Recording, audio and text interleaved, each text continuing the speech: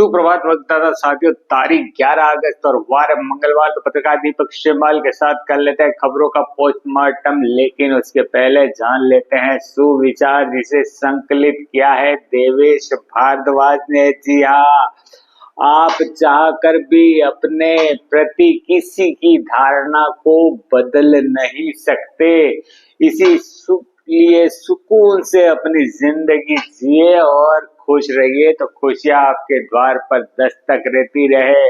तो बात कर लेते हैं दोस्तों खबरों की, कर लेते हैं पोस्टमार्टम। जी हाँ, पीटे हुए लोग खींच उतारते हैं और ऐसी खींच उतारी है पाकिस्तानी बॉक्सर ने। जी हाँ, भारतीय बॉक्सर से पिटने के बाद आपस में सिर टकराया और उसके बाद जब भारतीय बॉक्सर से बातचीत हुई तो पाकिस्तानी बॉक्सर बोला, तुम्हारा नाम नरेंद्र, तुम्हारे कोच का नाम नरेंद्र और तुम्हारे प्रधानमंत्री का नाम भी नरेंद्र। ऐसे में मुझे नरेंद्र नाम से हो गई है नफरत। यानी कि पीटे हुए लोगों को नफरत के सिवा क्या हो सकता है। इधर बात कर लेते हैं दोस्तों। जी हाँ, 15 अगस्त पहली बार लाल किले की प्राचीर से गूंजेगा राष्ट्रीय गीत वंदे मातरम।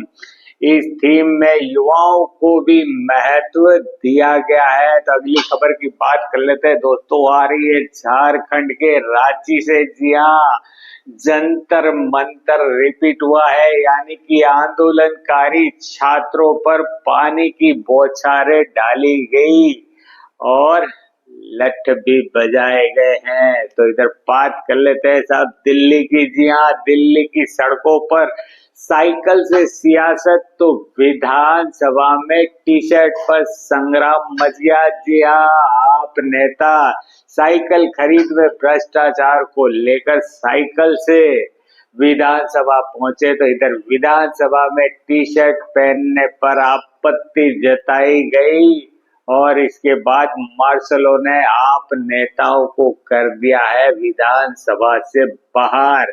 तो इधर बात कर लेते हैं साहब नेता प्रतिपक्ष की। जी हाँ, राहुल गांधी ने प्रधानमंत्री नरेंद्र मोदी और गृह मंत्री अमित शाह पर बोला है हमला।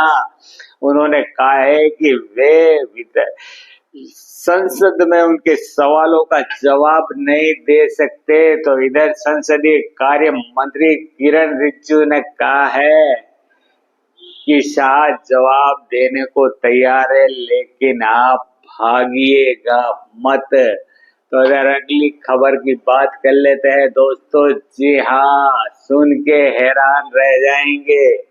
बात कर रहा हूँ हरियाणा की, और जब हरियाणा की बात आती है तो फिर वो भाषा अपने आप में गजब ही है। जी हाँ, खिलाड़ी है सीमा, और सीमा को उसके दोस्त ताने दिया करते थे कि तन्ने मोदी से मुलाकात कर ली के। और अब जब मोदी से मुलाकात हुई तो सीमा ने मुस्कुराते हुए कहा कि अब अपने दोस्तों को कह सकती है कि हाँ, मैंने प्रधानमंत्री नरेंद्र मोदी जी से मुलाकात कर ली। तो दोस्तों फिर मिलेंगे अगली खबरों के साथ।